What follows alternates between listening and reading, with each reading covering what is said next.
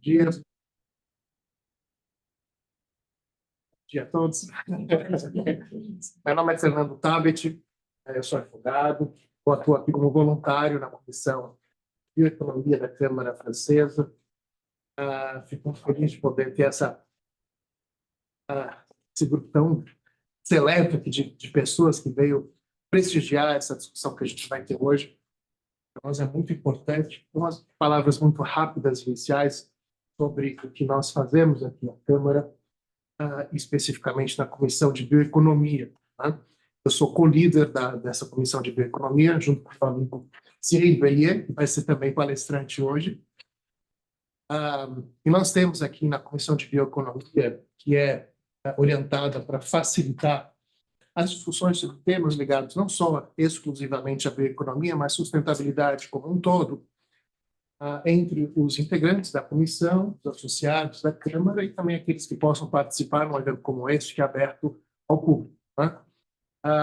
O nosso propósito, então, é facilitar o intercâmbio de experiências, de práticas, disseminar boas práticas na área de sustentabilidade e meio ambiente, e assim, enfim, promover, né, o desenvolvimento dessas práticas também, não só dentro da Câmara, mas também de todo o contexto, né, das empresas e pessoas em que nós estamos inseridos. Sem maiores delongas, eu quero dar início especificamente a esse nosso debate de hoje. A gente conta com 4 palestrantes, uma agenda apertada e um tema bastante complexo. Nós vamos tratar dessa diretiva da União Europeia, né, que estabeleceu, aliás, ela reviu uma série de normas que já estavam em vigor há mais de 2 décadas, né, no contexto da União Europeia. Foi aprovada em dezembro de 2022, portanto, não é um assunto novo, a rigor, nem tão pouco novo aqui na Câmara, nós já tratamos desse assunto aqui, mas pela importância do assunto, né, como isso tem um reflexo muito grande na atuação das empresas também no Brasil, como a gente vai ver hoje aqui, julgamos que seria muito importante trazer novamente esse assunto com novos palestrantes, né, para debater com a comunidade aqui da nossa comissão e da Câmara esse tema que é tão importante. Só mais uma palavrinha rápida sobre a agenda da nossa comissão. Nós temos aqui nesse slide projetado um compêndio de eventos que nós temos já planejados no desenvolvimento das atividades da comissão. O evento mais próximo é um almoço que nós temos planejando. A Raquel Busnello está aqui, é a responsável pela organização deste evento, né, com a Marina Grossi, do CBEDS. Vai ser um evento muito importante. Na sequência de todos os eventos que tem, eu vou só pensar um que acho que nos é mais importante por conta da magnitude que ele tem, que é o Fórum de Bioeconomia e Sustentabilidade, que deve acontecer em agosto. Né? Então, também fiquem aí antenados, né, para a programação. Espero que todos possam participar. Nós estamos aí na fase de concepção do programa, né?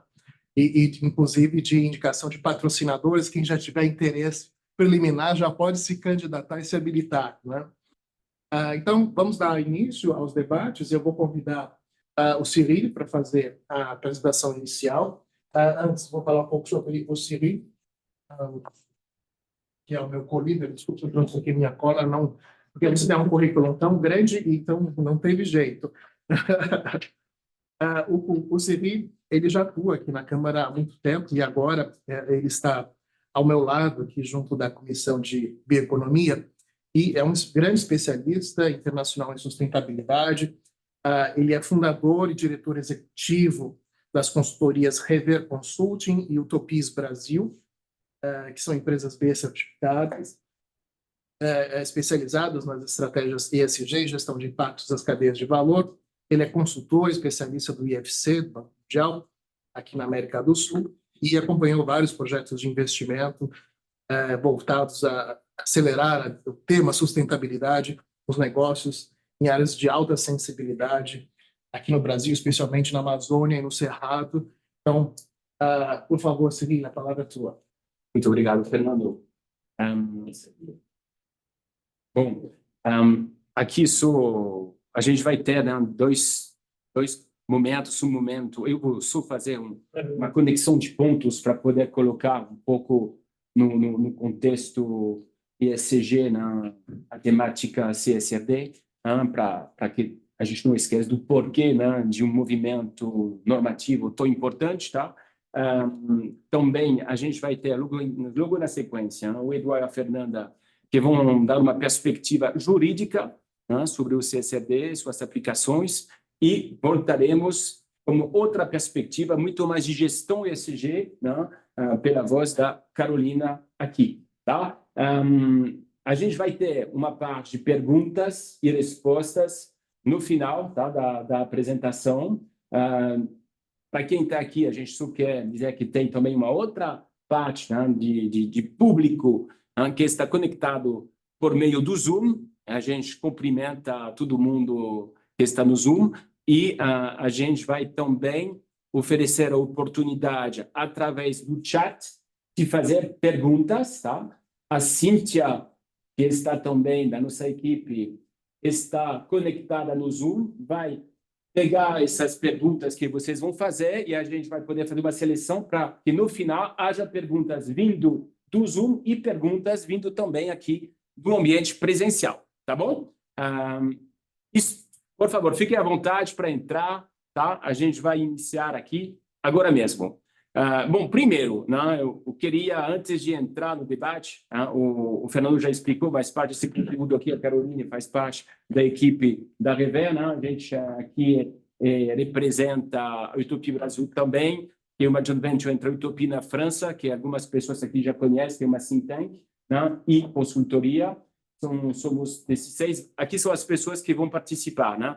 Então, eu, Carolina, né, na parte de palestra, tem a Cíntia, que está no Zoom, né, para trabalhar sobre a questão das perguntas, a Isabela, que faz parte da nossa comissão, que hoje não está, e o Guilherme, que deve chegar daqui a pouquinho. Ok? Isso dito, por que é tão importante falar de CSRD, né, num ambiente como esse? Primeiro elemento que a gente está num momento, eu vou insistir, porque acho que nunca é demais, mas a gente está num momento extremamente crítico. Tá? 6 dos 9 limites planetários já foram ultrapassados. Então, e isso é importante porque não é uma maneira, é algo um pouco novo, essa visão de planetary boundaries, e algo que é importante, é um trabalho muito sério, realizado em Estocolmo, né? São mais de 28 pesquisadores internacionais trabalhando no monitoramento, né, dessas 9 dimensões.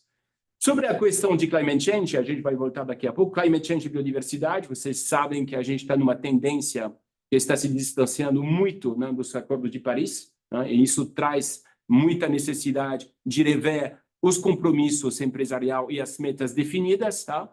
A biodiversidade é uma temática nova, né, no sentido que ainda estamos vendo como integrar isso à forma de atuar, monitorando, entendendo também toda a perspectiva de riscos, tá? Depois tem a parte aqui de mudanças, né, de uso da terra, também algo absolutamente fundamental, principalmente no Brasil, tá? Onde quase 2/3 das emissões dependem, né, desse contexto de mudança de terra, tá?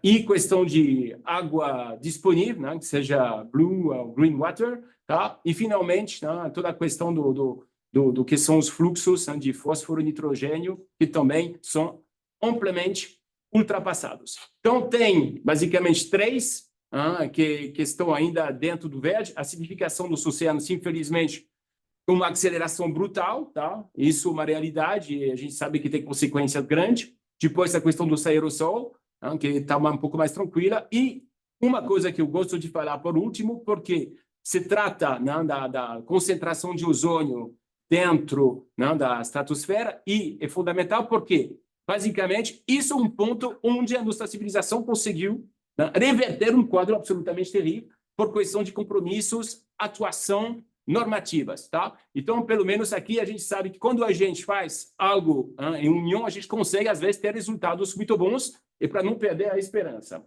tá? Bom, sobre essa questão do clima, só queria deixar muito claro aqui que a gente está, se a gente olhar para os acordos de Paris, tá? A ideia era limitar a 1,5 o aumento de temperatura e deixar isso abaixo de 2 até o final do século. Então, hoje, a gente já está mais ou menos a 1,3, tá? De aumento de temperatura. Tá? Ou seja, quando a gente olha nessa perspectiva de fim de século, a gente vê que a gente está, infelizmente, ultrapassando brutalmente o que tinha sido definido. Então, a tendência é de poder, né, estar dentro de uma curva de temperatura entre 1,8 na visão mais otimística possível, e 2,7, tá? É mais ou menos isso, tá?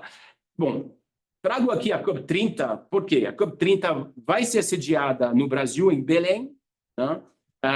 O ano que vem, tá? Parece muito distante, mas não é.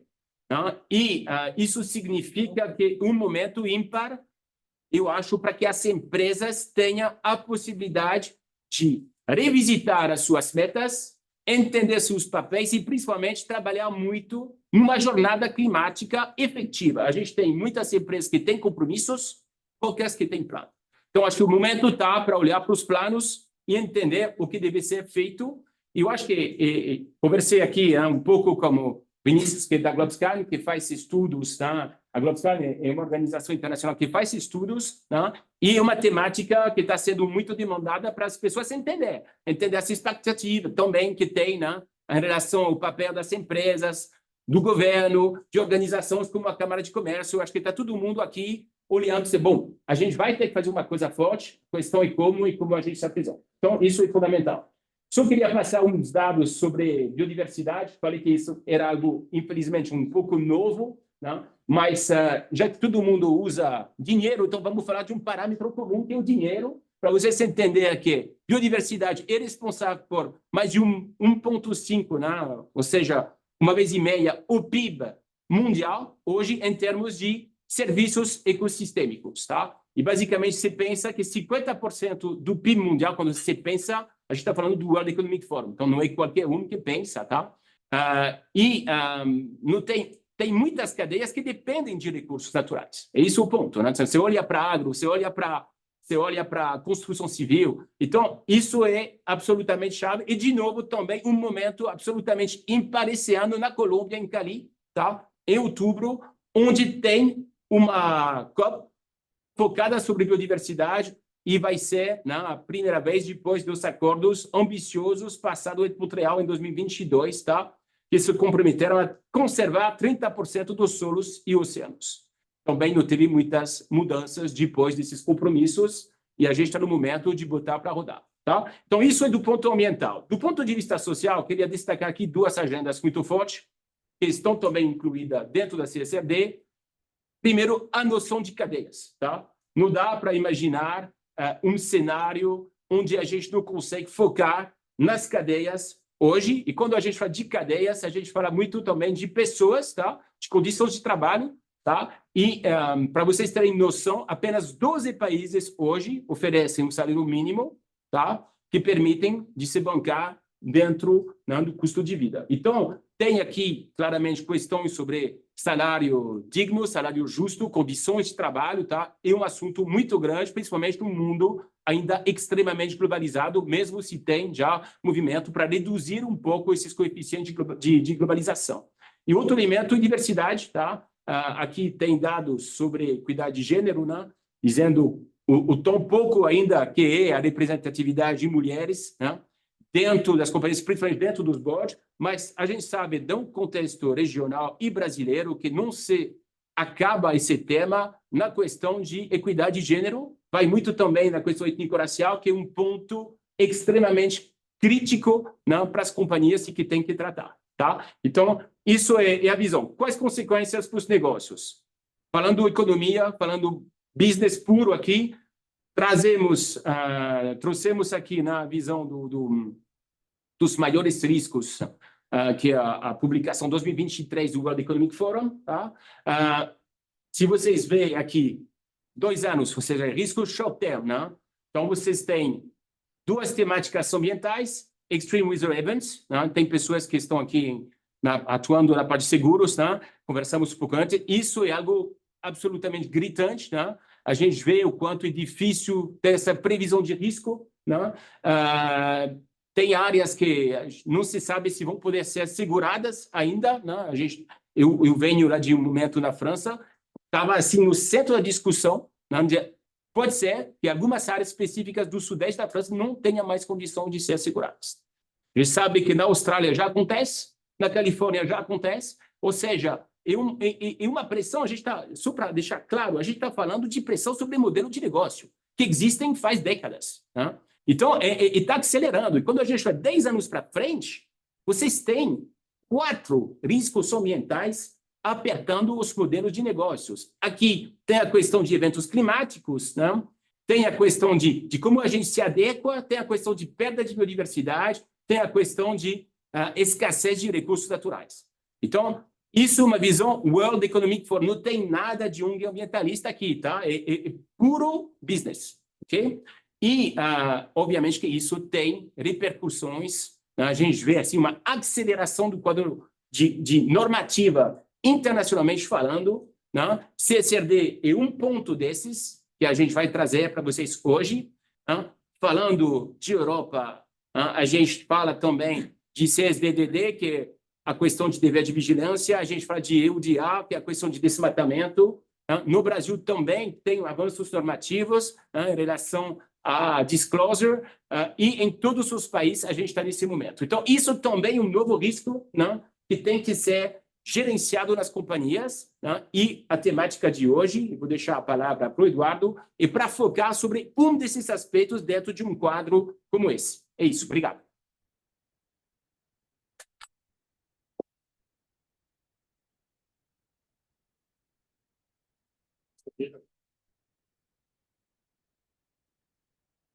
Primeiro, agradecer à Câmara de Comércio e principalmente à Comissão de Bioeconomia pelo convite.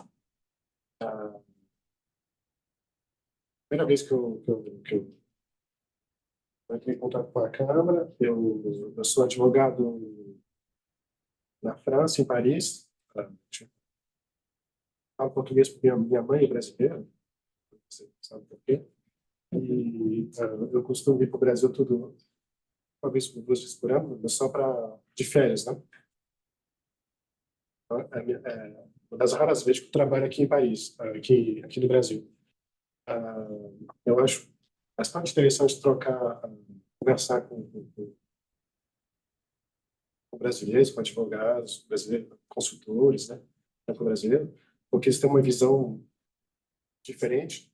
Eu fico até surpreso de ver como as pessoas do Brasil se interessam pelas normas europeias, né? Que vi na internet vários artigos sobre o assunto, né? Os comentários, que são interessantes, porque é um ponto de vista mais sociológico, é um ponto de vista mais a pessoa que está fora, como é que ela enxerga.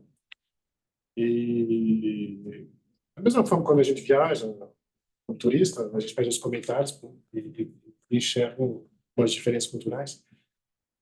Então, a minha apresentação de hoje não vai ser uma apresentação de um advogado brasileiro, especialista nessa área. É mais realmente uma discussão sobre metodologia ou sobre reflexões que são debatidas na França. Eu trabalho no escritório onde tem um departamento forte de governança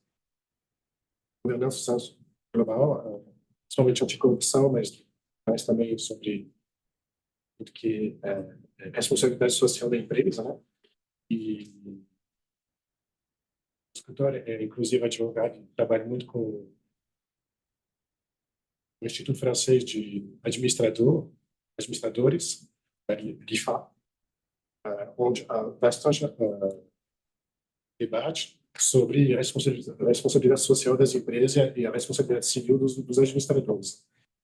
E é a partir desse ponto de vista que eu vou querer conversar com vocês. Eu não sou um advogado especialista em meio ambiente, mas nós trabalhamos bastante com governança corporativa e como é que esse assunto é visto pelos administradores. Essa diretiva CSRD, ela não trata de um assunto novo. há mais de 20 anos que a informação financeira no meio ambiental existe. E, então, por quê? Qual que é a novidade, depois de 20 anos? É que, durante esses 20 anos, no começo, o assunto de informação meioambiental era de sustentabilidade, né? Era bem focado em informação financeira. Ou seja, rentabilidade e sustentabilidade não se... Era junto, era o mesmo tema. Esse era o discurso, principalmente de consultores, né? Dizer para os empresários que tem que investir na finança verde, tem que é uma boa coisa, etc. E aí veio, ao longo do tempo, umas críticas dizendo que tudo isso é greenwashing, dizendo que tudo isso é só marketing.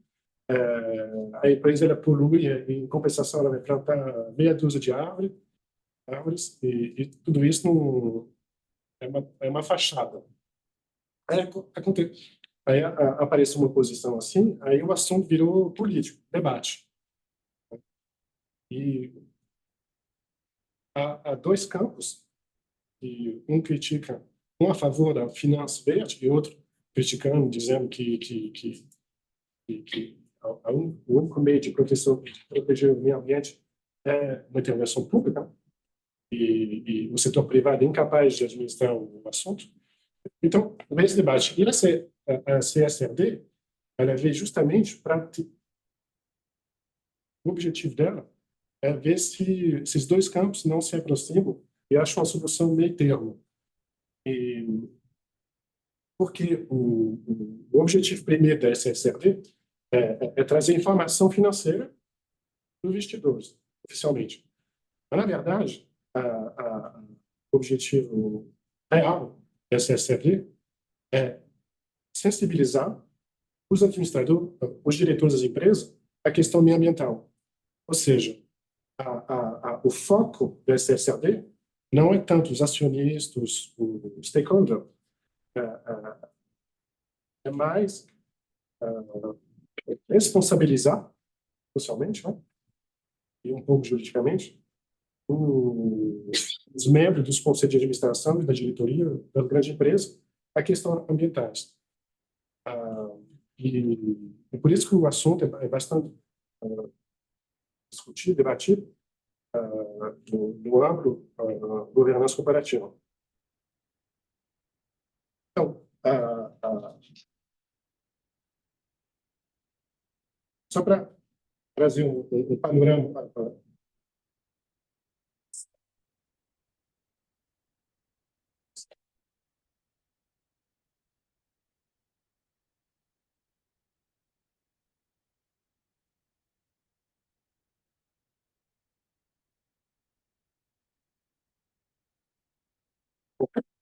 Desculpa, a apresentação está em inglês, eu não tive tempo de traduzir. É um modelo padrão que a gente usa, esse que a gente usa lá.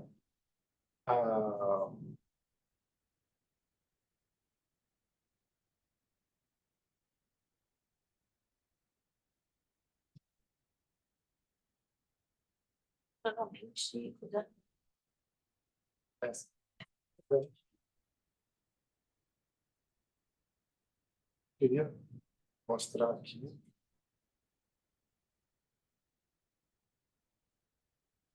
Você está um pouquinho mais alto para o pessoal não tá ouvindo tão bem quem está no... Tá. Será que tem um microfone aí? Não, na verdade, o som fica aqui em cima, então você pode ficar de pé também.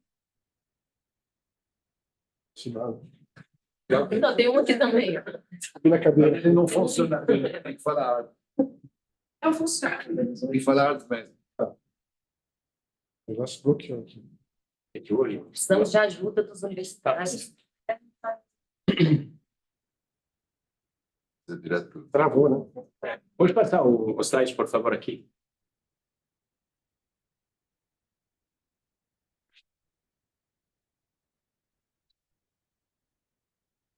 Mas se quiser, acho que vai, acerta isso. Então, essa diretiva CSRD, ela vem modificar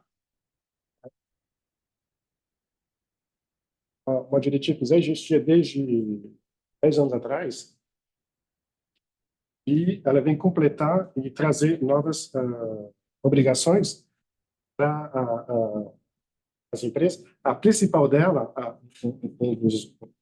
o grande diferencial dessa CSRD com a primeira diretiva NFRD, é a aplicação extraterritorial da norma europeia. A norma europeia vai se aplicar fora do território da União Europeia. Isso é uma das grandes reformas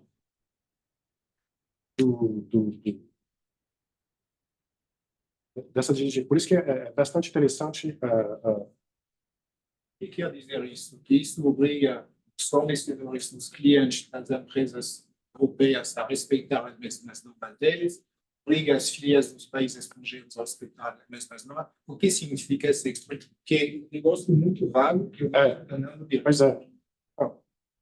Por enquanto, essa obrigação extraterritorial ela vai só entrar em vigor em 2028.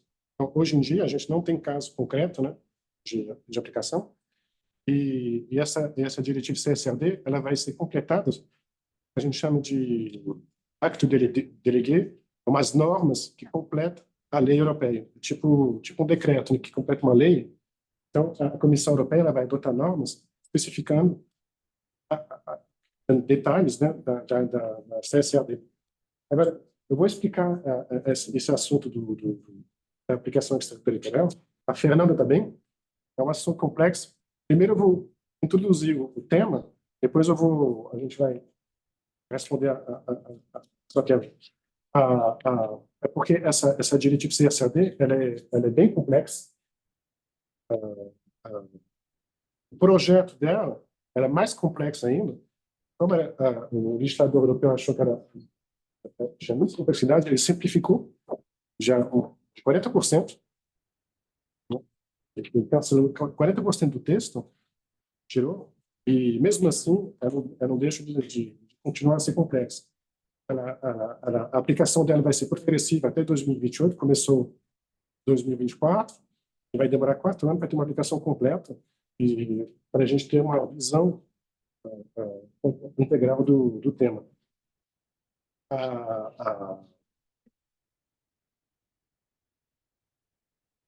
E a principal dificuldade também que temos lá na França, pelo menos, é que esse tema da CSRD é desconhecido de muitas empresas. Inclusive, tem estatística que fala que 90% das pequenas e médias empresas não sabem que esse tema existe.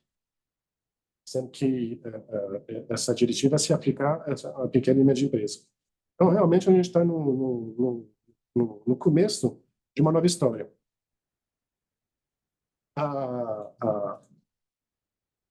Só para mostrar por que é complexo, esse tema é complexo, porque essa CSRD ela traz uma obrigação de reporting, de apresentar uma relatória anual, e o modelo, o conteúdo desse relatório, ele não é claro, faltam vários detalhes, e só para dar um exemplo, o relatório que as empresas eram obrigadas a publicar de acordo com a antiga diretiva, que foi adotada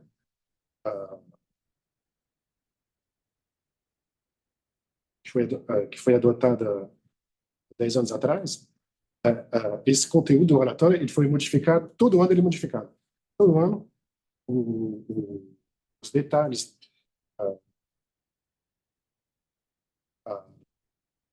as instruções detalhando que tem o conteúdo desse relatório, todo ano mudam. Então, é realmente um tema que cada ano vem uma reforma, uma mini reforma.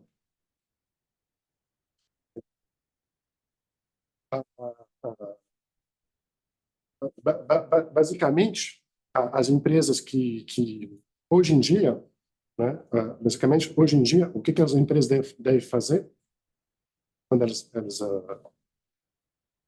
em termos de conteúdo do relatório, está tendo umas primeiras jurisprudências dos tribunais pedindo para as empresas dar mais detalhes.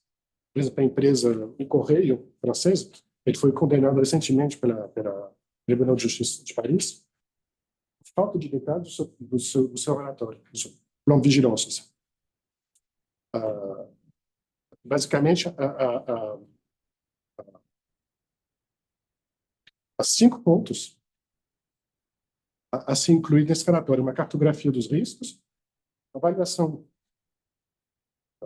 dos riscos das filiais, dos fornecedores, né, da cadeia contratual, quais são as medidas que foram tomadas para limitar os riscos, quais são os procedimentos internos e externos também para alertar de um incidente, e o último ponto é uma avaliação dos dispositivos, uma tipo auditoria, né?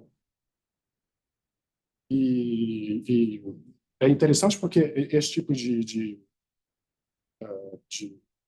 medida, de plano que tem que ser publicado e divulgado, ele permite que, principalmente, as ONG processem essas empresas na base da publicação que elas fizeram. Por exemplo, um dos casos é o caso do grupo Casino, né, que é dono do Pão de Açúcar, e também do Banco BNP Paribas. Esses 2 casos aconteceram no Brasil, mas os processos estão sendo feitos em Paris. É um exemplo de aplicação internacional, né, na lei europeia. E na base do relatório anual dessas empresas, as ONG processaram e acusando uma falta de ações, uma avaliação insuficiente dos riscos. Deve decisão da justiça, O quê? porque não processar monte o tempo todo. Né? Deve decisão da justiça contra as empresas por causa disso, ou só as ONG que estão aproveitando para antecipar normas que não existem ainda? As normas existem, então, Não está extraterritorialidade entre as inventores, não? não. Eu falei que é um exemplo de aplicação extraterritorial. Agora, a extraterritorialidade da CSRD, ela é bem específica, ela traz uma novidade, né? Eu vou explicar para vocês o tema. Então, o interessante é ver que esse tema do reporting não financeiro, né, é um tema que não é novo, mas, ao mesmo tempo, que até hoje não funciona. Por isso que tem uma reforma. Né? Por que não funciona? Porque a proteção do meio ambiente para as empresas privadas é insuficiente. Só que os governos, legisladores europeus, não sabem qual que seria a solução. Uma solução seria dar subsídios, ou fazer licitações. Mas isso aumenta o déficit público. Então, a solução é pedir para as empresas privadas tomar conta do assunto, só que faz 20 anos estamos esperando a situação melhorar. Então, essa diretiva ela vem com esperança de mudar a situação que hoje é insuficiente. Então, só para concluir essa introdução, o objetivo primeiro da CSRD não é incentivar, não é diretamente, né, incentivar o investimento verde. Ele é mais lá para o primeiro passo dela é sensibilizar, formar, incentivar os administradores, os conselhos de administração a tomar medidas internas, né, para se conscientizar do tema. E então, o primeiro passo é convencer os administradores a se interessar pelo tema. E porque muitas vezes eles nem sabem que o grupo, que a empresa deles polui. Eles têm uma vaga ideia, assim, mas eles não sabem direito qual que é o nível de poluição da empresa. Então, eles... Enfim, isso.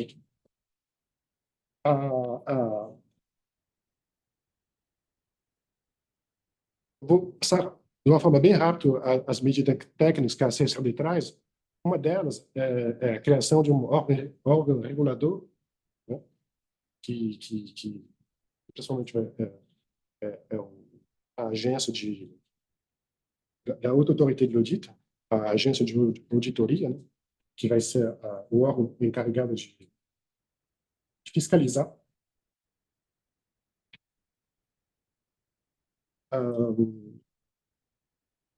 deixa eu ver aqui. Tem uma série de coisas para falar e acho que eu vou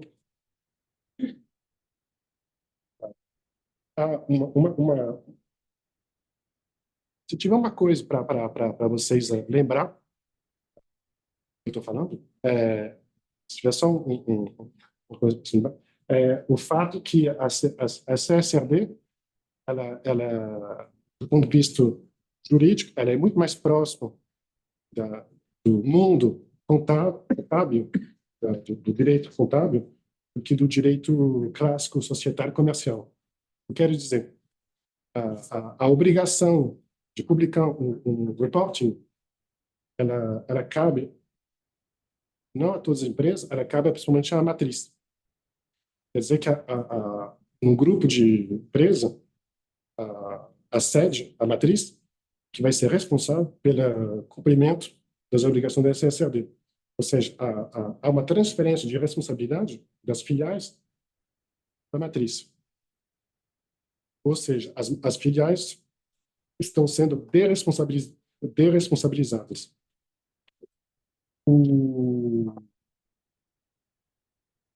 Então, a primeira coisa para saber se a CSRD se aplica é identificar onde, no grupo, a contabilidade é consolidada. A empresa encarregada da consolidação da contabilidade do grupo é ela que tem que publicar o reporting.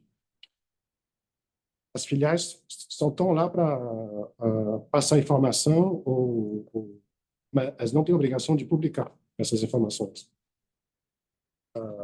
Agora, é interessante ver porque é um trabalho contábil, mas, ao mesmo tempo, não são elementos financeiros. Fazer um relatório contábil é um relatório sobre informações passadas, né? Por exemplo, eu vou fazer a contabilidade de 2023 e 2024. Agora, a metodologia da SSLD é diferente, é o futuro. O que você vai fazer? E não são objetivos financeiros. Então, é um trabalho que o contador não pode fazer sozinho. Ele precisa de consultores, advogados, para cumprir metas não financeiras. E eu vou concluir sobre a questão da extraterritorialidade, que a Fernanda vai desenvolver mais em detalhes. A extraterritorialidade ela vai se aplicar em 2028. Ela vai abranger empresas filiais de grupo estrangeiro, filiais que estão na Europa. A partir do momento que a empresa tem uma filial, mesmo que seja pequena, na Europa, a obrigação se aplica ao grupo inteiro. Aí que vem o debate, como é que uma empresa, sei lá, Petrobras, que tem pouca representação no território europeu, pouca assim, comparando com o resto do mundo, né? Os investimentos que ela tem no Brasil, na América Latina, na África, ela vai ter que integrar essas novas informações dentro do relatório dela, umas normas europeias. A primeira questão é saber se essas obrigações são compatíveis com outras obrigações que a empresa tem. Então, vai ter que fazer um balanço, né, de compatibilidade entre sistemas jurídicos diferentes.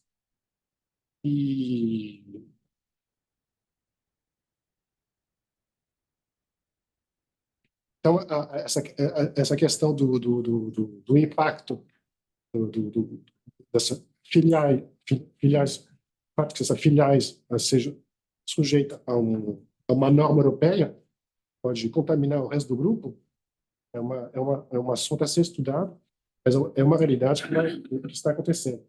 E a principal consequência de não cumprir essa obrigação pode ser uma falta de acesso, a impossibilidade que o grupo inteiro poderia ter para acessar o mercado europeu. Então, tem um balanço a ser feito. Eu acho que essa SRD ela não prevê sanções específicas, elas não são significantes, mas a principal consequência do não cumprimento pode ser uma exclusão do mercado europeu. Obrigado, Eduardo. Obrigado.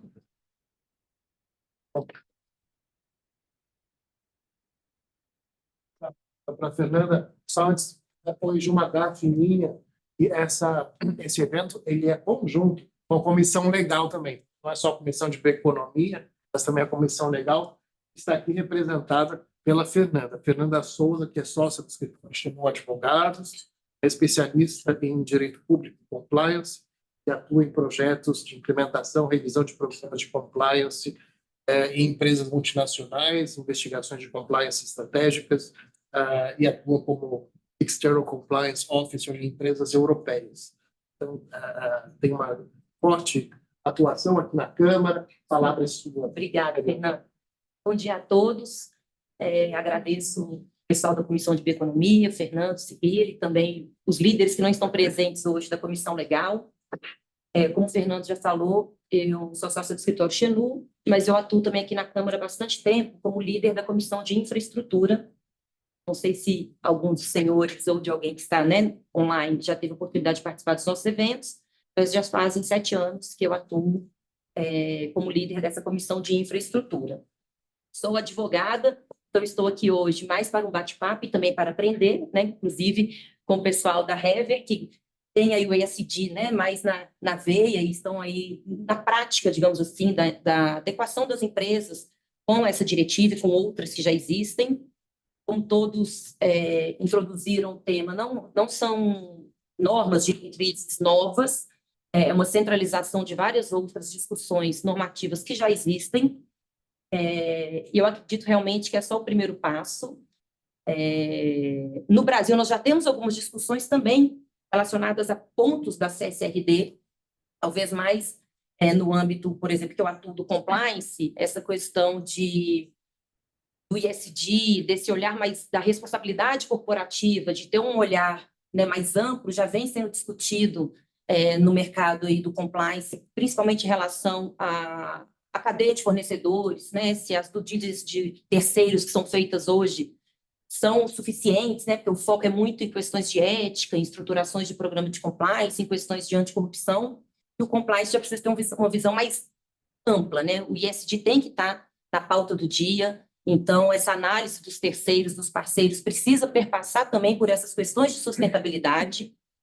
E o próprio selo Proética, que não sei se todos conhecem, né, que é uma certificação da CGU, que certifica que as empresas têm, de fato, programas de compliance eficientes, atuam de forma ética nos seus negócios, de uma forma geral, já tem uma expectativa que, em 2024, ele inclua, dentre os critérios, né, para as empresas conseguirem essa certificação, também questões ligadas ao meio ambiente, questões ligadas aos direitos humanos, aos direitos dos trabalhadores, essas questões que as empresas possuem políticas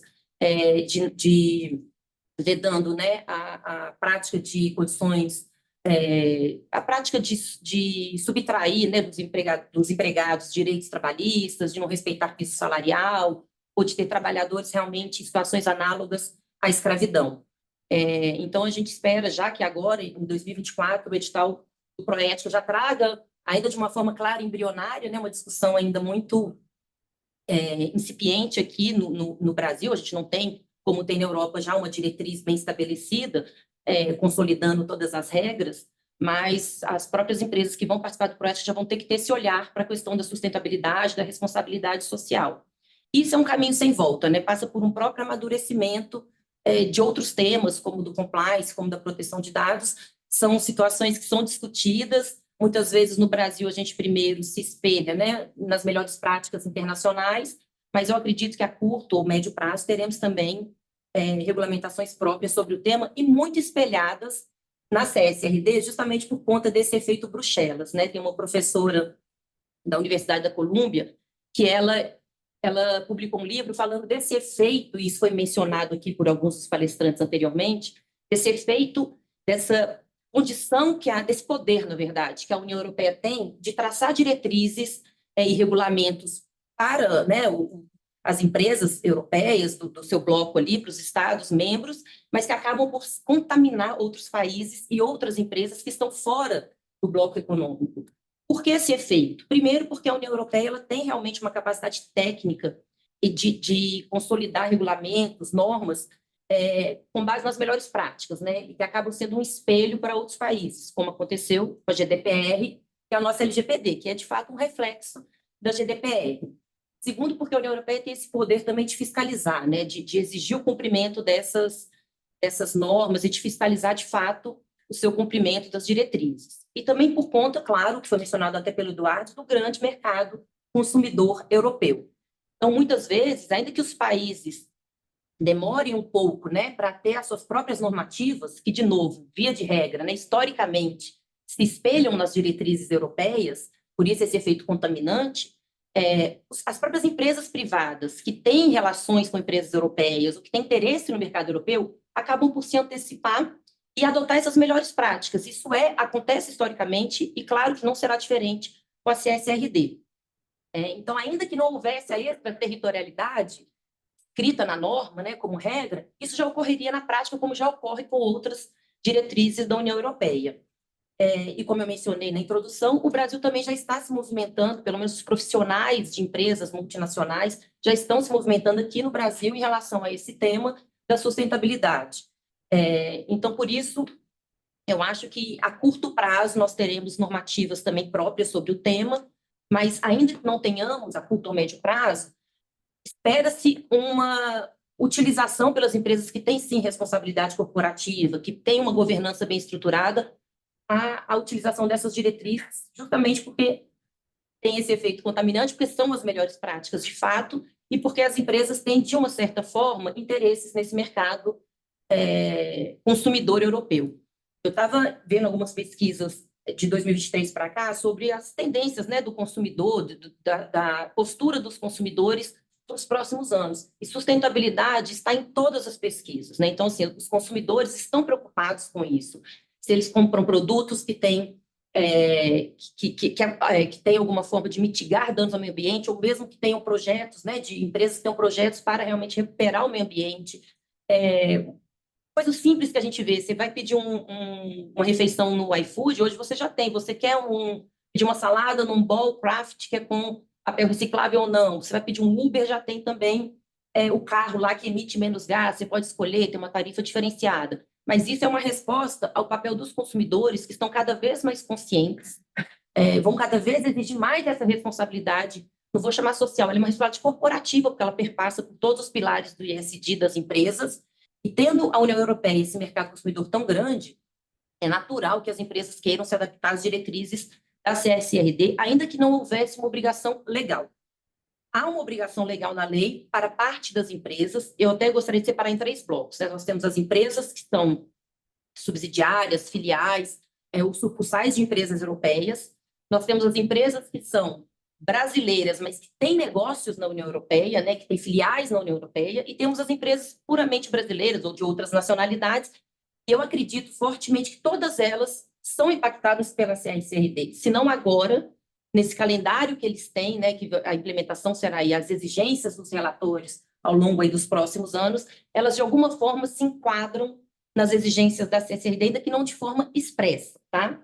Eu trouxe esse resumo, esse material será compartilhado com vocês, só para facilitar e entender quais são os principais critérios para as empresas, tá?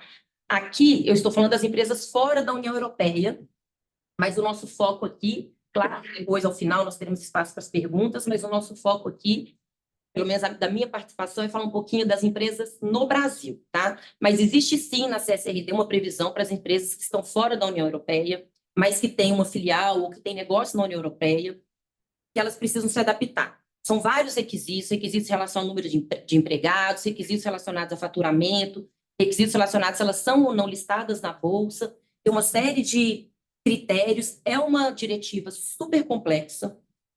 Eu confesso que eu ainda fico confusa em alguns pontos dessa diretiva.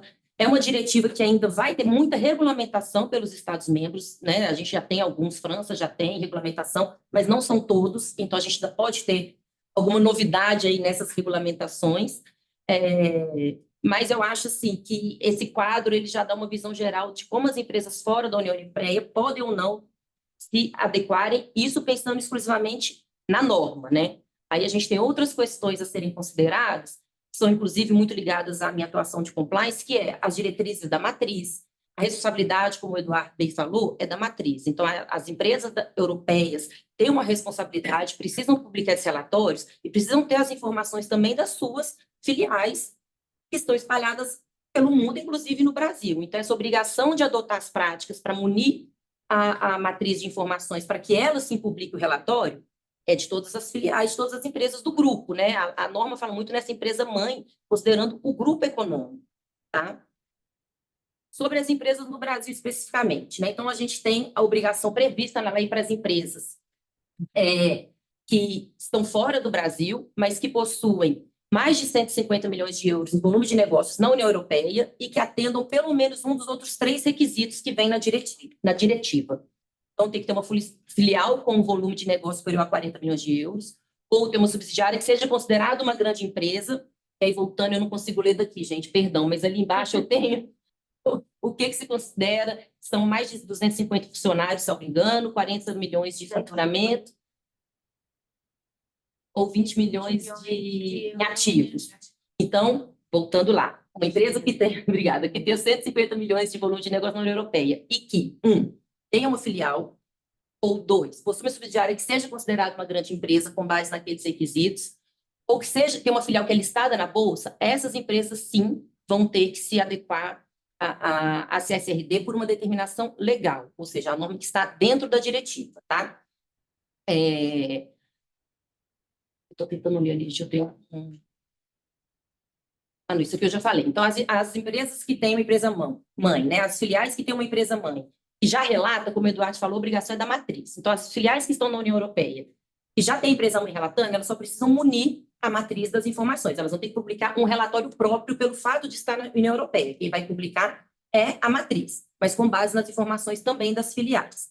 E ali eu coloquei um último ponto, que da leitura da diretiva e de todo o movimento, de todas as normas que originaram essa diretiva, eu entendo também que há uma obrigação das filiais de empresas europeias que estão no Brasil, como eu disse anteriormente, de reportar essas informações para a matriz. E para você reportar essas informações, você precisa adequar as diretivas. Você não tem obrigação de publicar o relatório, porque ele é único para a empresa mãe do grupo. Mas você precisa, sim, se adaptar, conhecer as diretrizes, ter planos de ação, ter medidas aqui, metodologias que tenham sinergia com a diretiva, porque você vai reportar suas ações ligadas ao ISD para a matriz e ela vai publicar essas informações no relatório. Então, tem esses 2 momentos da diretiva que eu entendo que tem tem outras questões de extraterritorialidade, mas para as empresas que estão aqui no Brasil, esses 2 momentos. Mas, naquele segundo quadrinho ali à direita, como eu mencionei, eu acho que todas as empresas, inclusive aquelas do bloco que eu mencionei, que têm negócios na Europa, não são filiais de empresas europeias, elas vão acabar, a curto e médio prazo, também se adaptando à CSRD por uma questão de lógica de adotar as melhores práticas e de não ficar de fora desse mercado, né? Por uma questão de competitividade. Então, todas as empresas que já têm uma responsabilidade corporativa, uma governança mais madura, elas tem que ter esse olhar para a diretiva da CSRD para elas continuarem tendo possibilidade de acessar esse mercado e para elas serem competitivas, inclusive na cadeia de fornecedores das empresas europeias. Vai ter a CSRDD, que o Eduardo ia falar, mas não deu tempo de falar, que não é o foco aqui hoje, mas quando a gente tiver essa parte, né, esse dever de vigilância das empresas, esse segundo momento, uma diretriz sobre o dever de vigilância das empresas europeias, sobre toda a sua cadeia de fornecedores, prestadores de serviços, as empresas brasileiras que tenham qualquer tipo de relação, seja com clientes ou sendo fornecedores ou prestadores de serviços das empresas europeias, vão ter que se adaptar a essas diretrizes. Então, se hoje não é obrigatório para todas as empresas no Brasil, somente para esses 2 blocos de empresas que eu mencionei ali, a curto ou médio prazo será para todas as outras empresas brasileiras. Isso se nós não tivermos, antes disso, como eu disse, uma diretiva própria, refletindo essa diretriz europeia. Bom, e quais são os... Então, o que a gente precisa fazer, né? O que as empresas... Claro que eu vou deixar a parte mais prática para o pessoal, os especialistas, né? A Carol vai falar daqui a pouquinho sobre o assunto, mas o que a gente precisa, então, fazer? Conhecer a CSRD. É importante que que as empresas, os profissionais de compliance, os diretores das empresas, os responsáveis pelas empresas, juridicamente falando, inclusive, conheçam as diretrizes, né? Até para verificar se o que vem sendo adotado hoje em dia na empresa tem sinergia ou não, está de acordo com essas melhores práticas. A palavra é antecipação. Como a médio prazo, vamos colocar aqui o prazo do meio, né? Como a médio prazo as empresas terão que se adaptar, ainda que seja fazer parte dessa cadeia de fornecimento das empresas europeias, antecipação é a palavra, porque realmente a diretiva ela é complexa, então é importante conhecer esses pontos para começar já a corrigir os seus gaps, a traçar os seus planos de ação para se adaptar a todas as normas que já existem, se não me engano, já são 12 critérios, né, que eles já têm de como esse relatório deve ser preenchido, quais informações devem ser prestadas, então para conseguir se adaptar de fato. Como o Cirilo e o Eduardo falaram, né, a questão que não é só de impactos financeiros mais, de fato, a gente tem que ter, o olhar é voltado para os impactos sociais e ambientais, e muitas empresas ainda não têm isso bem estruturado. Começar a fazer uma gestão desses dados de ESG das suas empresas aqui no Brasil, para primeiro, quando for necessário reportar isso para a matriz, você já ter isso organizado, ou quando for ser exigido de você, enquanto um fornecedor ou prestador de serviço, você já ter isso compilado. A questão da auditoria independente, né, que não foi dito ainda, que a CSRD traz, né, ou seja, não adianta você fazer um relatório, colocar um monte de informações como se a sua empresa estivesse aderente à diretiva. Eles pedem também, a diretiva traz essa obrigação de ter uma auditoria independente para validar essas informações. Então, para evitar greenwashing, que a gente sabe que acontecia bastante, está diminuindo, para realmente dar a confiabilidade desses dados, tá? E passar a ter, claro, quando no momento exigível, a publicação desses dados de uma forma uniforme, que esse é o objetivo da lei, colocar todo mundo no mesmo contexto, no mesmo nível, em relação ao tema ESG. As vantagens são várias, eu não vou ficar repetitiva aqui, até porque já levantaram para a minha plaquinha do tempo ali, mas vocês vão receber esse material, mas a vantagem é, primeiro, atrair mais consumidores, porque há uma preocupação hoje dos consumidores, como eu disse, isso aparece em qualquer pesquisa, com essa questão da sustentabilidade, então as empresas precisam, de fato, para continuar crescendo, atender aos apelos dos seus consumidores, conseguir ter uma competitividade maior no mercado europeu, especialmente quando a gente tiver a diretiva do dever de vigilância, que aí vai ser uma obrigação de fato, né? Hoje a gente ainda está nas melhores práticas, mas será uma diretiva em breve, e aí para você ser um fornecedor, prestador de serviço de uma empresa europeia, você precisará atender essas diretrizes e, claro, redução de riscos de ESG e contribuir, que é o objetivo principal, né, gente, que é o propósito, contribuir de fato com a sociedade, com o planeta, com um futuro melhor para todos nós. Não vou ficar repetindo todos, mas fico à disposição depois para discutirmos esse assunto. Eu estou trabalhando, inclusive, num e-book, uma cartilha com os principais pontos da diretriz, com foco no Brasil, então depois eu também posso disponibilizar para vocês, tá? E as consequências, claro, é o contrário do que eu disse, é a redução da competitividade, é você perder consumidor, é você não conseguir atração de investimentos verdes. Os investidores também vão, né? A ideia dessa diretiva é, de fato, dar informações para que os investidores também saibam onde investir em empresas responsáveis. Se você não tem, né, essas diretrizes bem implementadas na sua empresa, um programa de ESG que de fato acontece, né, concreto, não só ações de marketing sobre o assunto, você acaba perdendo também investimentos. E, para mim, o principal dano, porque ele é imensurável, é o reputacional. Não dá mais para ficar de fora.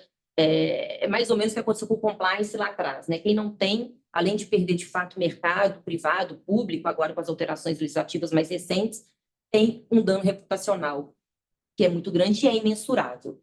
Então, eu acho que aqui é muito além de multas financeiras, né, que a gente pode ter na diretiva. A gente está falando aqui realmente da reputação da empresa em um mundo em que isso hoje é o foco, né? Essa questão da sustentabilidade. Então, em linhas gerais, é isso. Desculpa se eu ultrapassei meu tempo.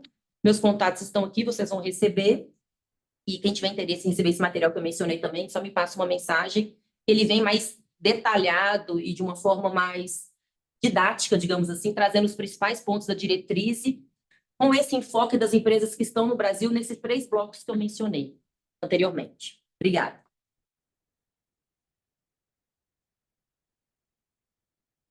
Agora eu vou passar a palavra à Carolina Hasegawa. A Carolina vai, então, fechar essa nossa discussão. Ela é bióloga, ela é ciclista nas horas vagas, que não deve ser muitas, né? Não deve ser muitas. Atua como rege ESG da VV, tem uma dedicação já há muitos anos atuando em prol do desenvolvimento desse conceito de sustentabilidade nas empresas. E é formada em Ciências Biológicas pela Unesp, especialista em Gestão Ambiental e Sustentabilidade pela Exalc, e atua e atualmente curso Master ESG pela ESPE. Uma palavra, Carolina. Obrigada, Fernando. Queria agradecer a todos pela presença, quem está online também, e especialmente a você, Fernando Cirrilho, pelo convite aí para participar desse evento. Bom, o Fernando já me apresentou super bem, já contou o meu hobby aqui, falou que eu sou ciclista, né? De final de semana só, tá, gente? Bom, eu queria compartilhar um pouco com vocês, né, dessas experiências que já temos, né, tido com algumas das empresas que estão iniciando essa jornada de implementação da CSRD, tá? Então, vou trazer aqui algumas dessas primeiras lições para tentar desvendar um pouco desse mundo, como que a CSRD pode se desdobrar dentro da gestão da sustentabilidade do ESG dentro das empresas, tá? Eu vou tentar aqui cumprir meu tempo para dar um pouco de espaço para as perguntas, tá? Então, quero lembrar vocês, né, especialmente quem está online, que vocês podem mandar perguntas aí pelo chat, que a Cíntia vai compilar e depois repassar aqui para, eventualmente, a gente poder responder. Se não der tempo de responder tudo agora, a gente deixa os nossos contatos e tenta responder aí em outros momentos, tá? Bom, vamos lá. Para complexificar um pouquinho mais essa sopa de letrinhas da sustentabilidade, né? A gente tem a CSRD, como os colegas aqui já explicaram muito bem, né? Ele é uma iniciativa regulatória, ele define esses requisitos para os relatórios de sustentabilidade. Então, ele diz para a gente o porquê, o quem e o quando, tá? Por outro lado, a gente tem a ESRS, que ele é um padrão, que ele estrutura o relatório, tá? E a gente usa isso para orientar o como e o que relatar. Tá? Então, a gente vai olhar um pouquinho daqui para frente, um pouquinho mais para ESRS. Tá? Vamos lá. Então, ele é uma abordagem transversal e temática. Por que ele é transversal? Né? Vocês vão ver que essa normativa ela tem uma necessidade de reportar um volume importante de informações. Tá? Que a gente chama dentro da normativa, né, de Disclosure Requirements, que são aqueles DRs, e os Data Points. Está todo mundo sentado, né? São 1.100, mais ou menos, Data Points, informações que são necessárias serem reportadas dentro dessa diretiva como um todo, tá? O que é mandatório ser reportado? É mandatório reportar sobre requisitos gerais, então a gente falar sobre governança, sobre estratégia, gestão dos impactos, riscos e oportunidades, tá? Isso todo mundo tem que reportar. Tem que reportar também dentro dos aspectos temáticos, ambiental, social e de governança, esse ponto que é o ESRS E1, que fala sobre mudanças climáticas. Então, isso todo mundo vai ter que reportar. E eu vou dar um spoiler. Tem que reportar sobre a cadeia de valor também. Tá? A gente tem um horizonte de tempo para implementar esse reporte sobre a cadeia de valor. E, Fernanda, me corrija aqui, se eu não me engano, são 3 anos, né? Que tem esse prazo aí, né, para você integrar e incluir a cadeia de valor. Mas é uma questão muito relevante e que conversa com aquele contexto que o Cyril trouxe no começo, sobre a urgência da gente trabalhar as questões climáticas. Tá? O terceiro ponto ali mandatório é a força de trabalho da empresa. Então, tem um conjunto ali de informações que vai do S1 ao S9, que as empresas com mais de 250 funcionários próprios vai ter que também reportar. Tá? Então, isso aqui é um conjunto mandatório. E o resto, Carol? Nesses outros pilares aí, ASG, né? Fica sujeito, então, a uma dupla materialidade. Tá? Então, aqui a gente já introduz um ponto de priorização e entendimento do que é relevante ser reportado. Tá?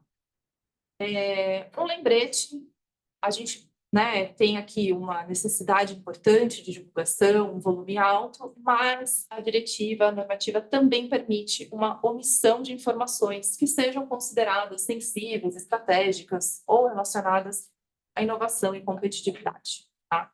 Então, embora seja, né, um escrutínio importante, tem aí uma certa flexibilidade de informações sensíveis a serem reportadas. Bom, vamos falar então dessa dupla materialidade rapidamente. Como o colega aqui já adiantou, né, o Eduardo, é um conceito que a gente importou da contabilidade, tá? Onde a gente trabalha questões temáticas e informações que podem influenciar uma tomada de decisão, seja uma tomada de decisão de investimento ou de compra. Tá? Então, a materialidade é uma ferramenta. Quando a gente olha para a materialidade financeira, a gente tem uma audiência principal que a gente está conversando com o público de investidores, especialmente. E o que a gente quer nessa materialidade financeira? Entender como os aspectos sociais e ambientais podem influenciar o nosso negócio. Então, o quanto que uma questão ambiental, o Cyril já cantou aqui, né, um pouco no começo, o quanto que as mudanças climáticas, por exemplo, está impactando o modelo de negócio dos seguros e está impedindo previsibilidade de risco e, por si, a oferta desse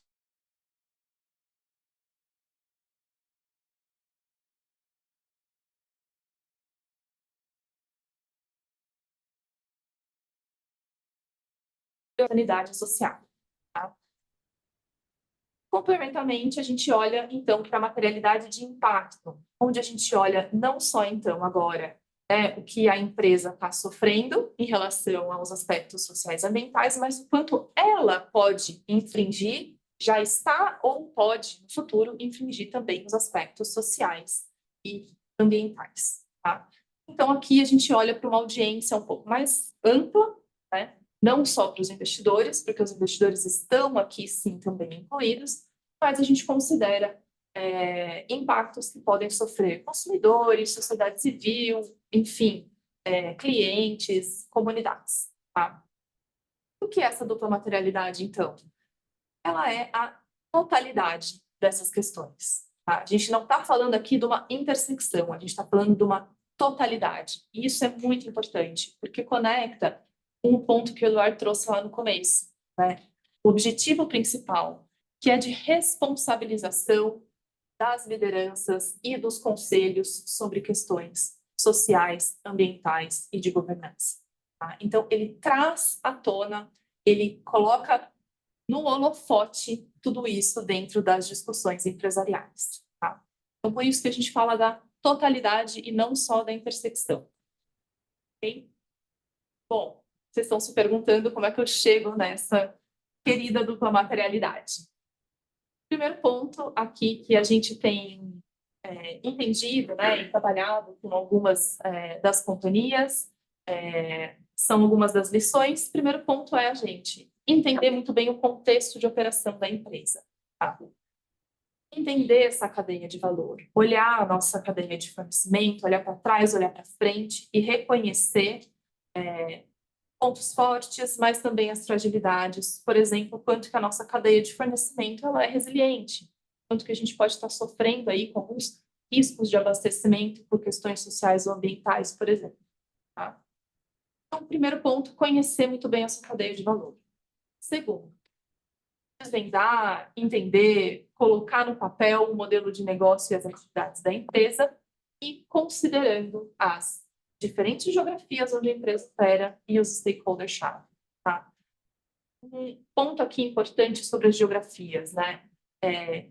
Quem é gestor de sustentabilidade, né, sabe muito bem da dificuldade de equacionar, por exemplo, o que é a diferença entre operar uma empresa aqui em São Paulo do que é, por exemplo, operar uma empresa na Zona Franca de Manaus, né? Então, tem questões que são muito peculiares à região onde você está operando e isso deve ser considerado dentro do trabalho de desenhar essa dupla materialidade. Tá? Conhecendo tudo isso, todo esse volume de informação, a gente faz a limitação, né? Delineia, então, qual vai ser o escopo da materialidade para ser trabalhado. O terceiro passo são os IROs, IROs, né? Mais uma letrinha aí para uma sigla para completar, que são os impactos, os riscos, as oportunidades. E aqui é um momento que diferencia um pouco da maneira como usualmente as empresas fazem as análises de materialidade. Tá? Aqui é um ponto-chave desse processo, que é onde a gente começa, de fato, a detalhar e compreender essas sinergias entre questões sociais e ambientais e o impacto que isso gera no modelo de negócio. Então, a gente olha para os impactos, impactos sociais, impactos ambientais, o quanto que a empresa está impactando esses aspectos a partir da sua operação e da sua cadeia de valor. Por outro lado, a gente mapeia para cada um daqueles temas, que tinha mostrado ali no slide anterior também, os riscos e as oportunidades associadas. Tá? Então, é um momento onde você consegue olhar para toda aquela lista de temas ASG e entender, de fato, como que a sua empresa está gerando impactos, mas também como que ela está sendo impactada. Então, aqui é uma questão muito chave, é trabalhar muito bem essa lista de impactos e oportunidades. Essa é a grande chave, é o pulo do gato da dupla materialidade. Tá? E aí parece que fica fácil depois, né? Então, a gente só avalia e prioriza, então, os impactos e também os impactos, né, da materialidade de impacto e faz a materialidade financeira, tá? Cada empresa adota, né, um modelo, pode ser um modelo mais colaborativo ou menos colaborativo nesse trabalho, tá? De engajamento e envolvimento dos stakeholders. E isso pode ser customizado e trabalhado de acordo com cada cultura e maturidade de empresa. Tá? Pergunta, eu costumava reportar muito GRI antigamente. Existe um padrão? E aqui, Existe um padrão parecido para esses indicadores também?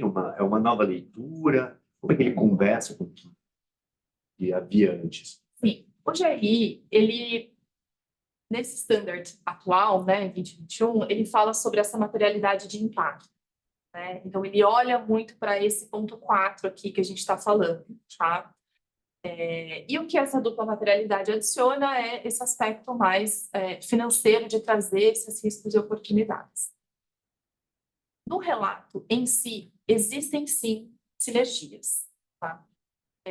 Atualmente, a IFRAG, junto com a Comissão Europeia, está discutindo já um complemento dessa normativa para apontar essas sinergias e evitar que hajam múltiplos modelos e frameworks de relato.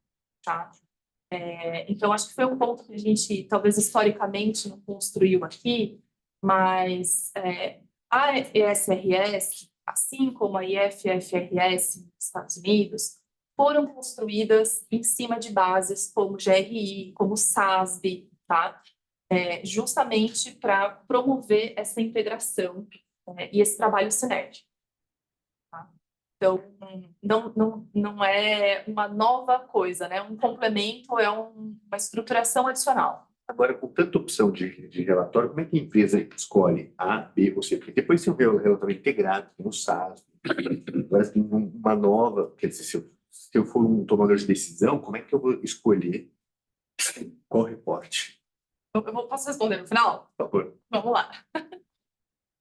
Bom, então aqui essas são as grandes etapas da dupla materialidade, e eu acho que, só para reforçar, né, por que a gente acredita e usa essa dupla materialidade, não só para as empresas que têm essa responsabilidade e obrigatoriedade de reportar sobre a CSRD, porque ela permite uma compreensão muito mais ampla de quais são os riscos e as oportunidades associadas ao negócio, né? Então, a gente consegue entender o quanto a sustentabilidade, os aspectos ESG, eles podem promover um negócio mais longevo, mais resiliente e modelos de negócio mais fortalecidos, tá? Ele permite também a visualização e gestão desses riscos, desses impactos ESG, né? Então, ele é uma normativa que ele não olha só para o relato em si, tá? A gente vai falar disso, mas ele é uma peça de gestão.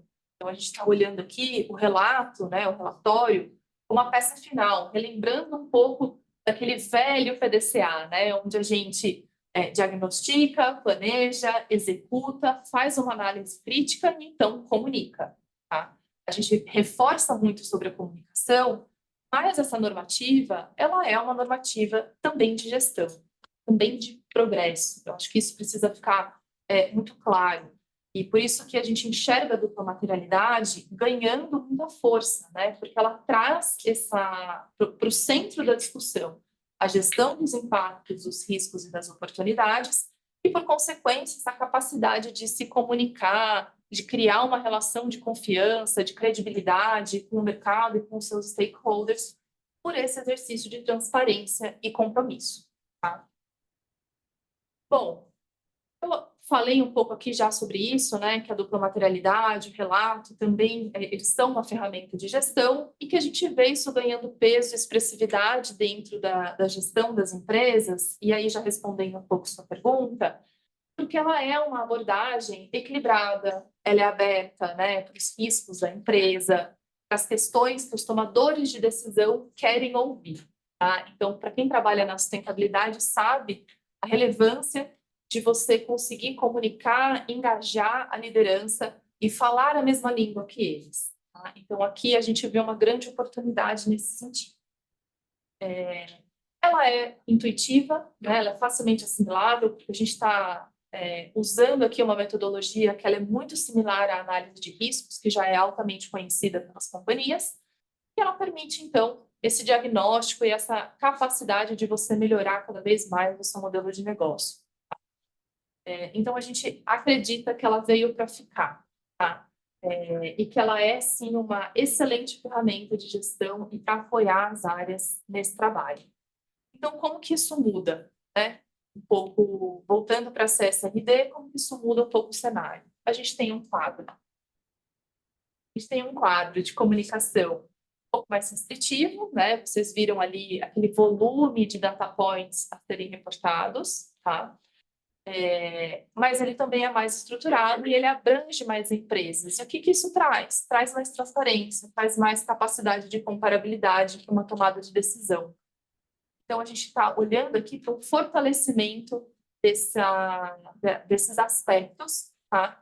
E também a gente vê aqui que a CSRD vem com uma abordagem de alavancar a sustentabilidade, de fato, como um ponto importante e totalmente integrado ao desempenho da empresa, tá?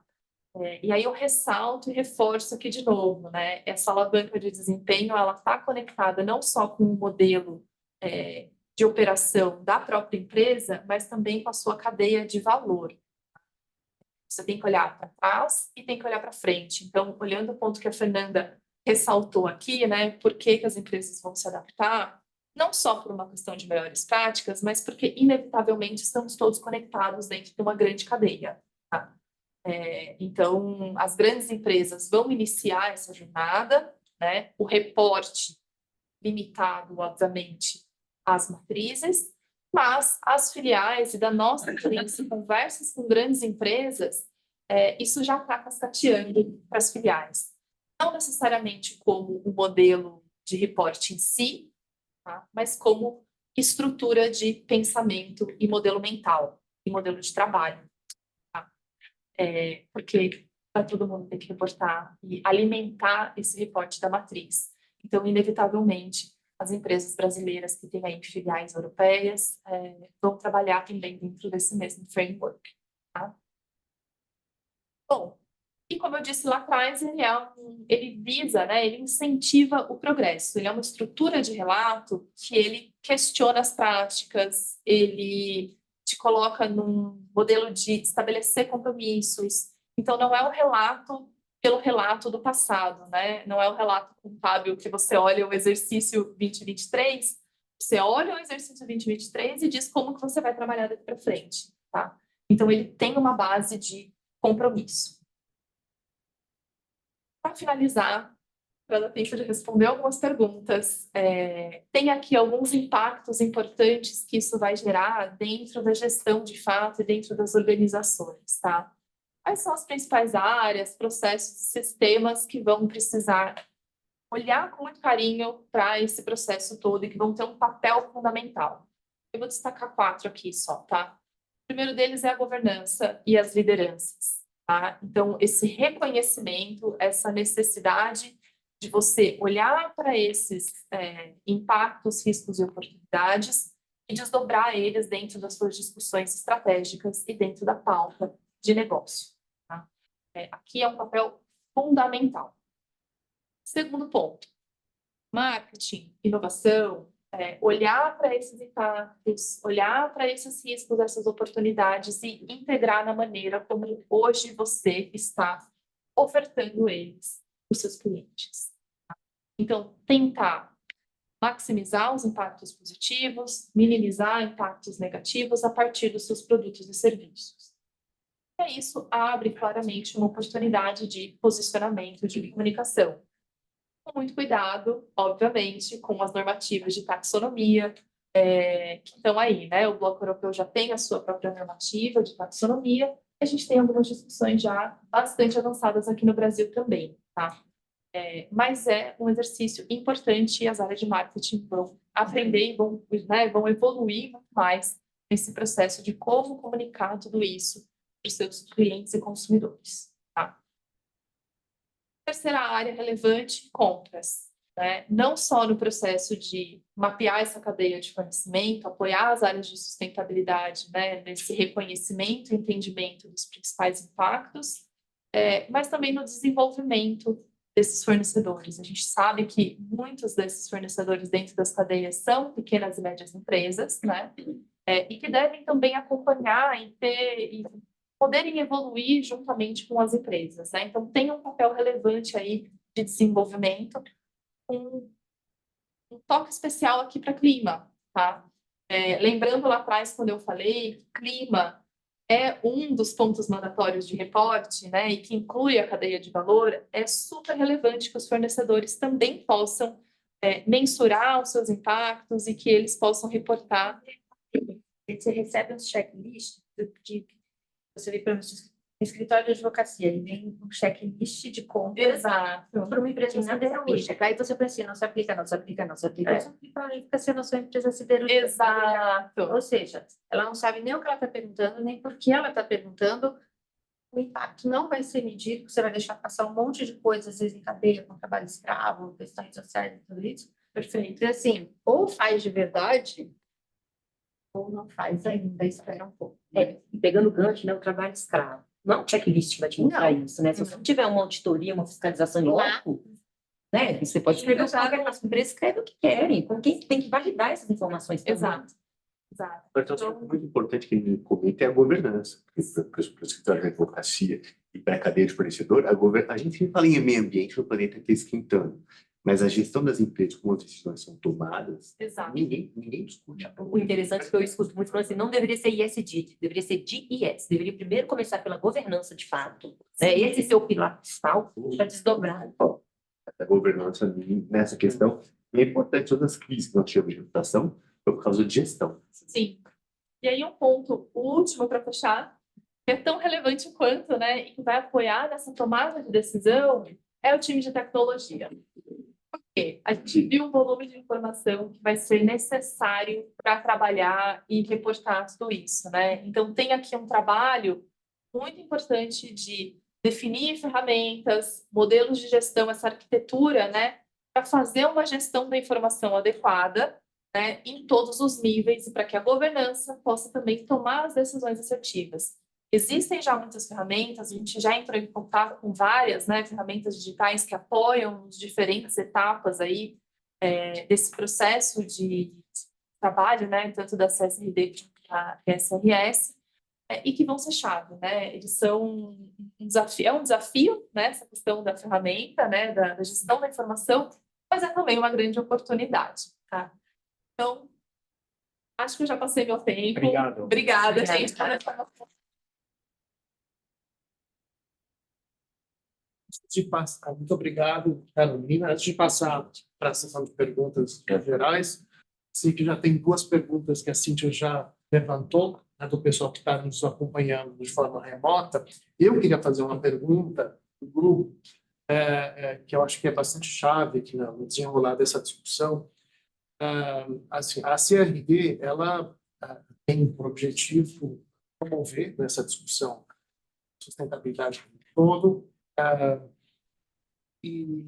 mas ao mesmo tempo ela abre caminho, ela abre espaço, se não for bem gerenciada pela própria, para uma série de práticas também irregulares. O próprio greenwashing, eventualmente, se não tiver uma verificação e fiscalização rigorosa no cumprimento da norma, todas essas regras que estão estabelecidas, como você comentou aqui, podem virar uma perfumaria, uma questão que, a rigor, não traz nenhum efeito prático concreto. Tá? Então, eu queria saber, grupo, se já tem alguma previsão de algum antídoto.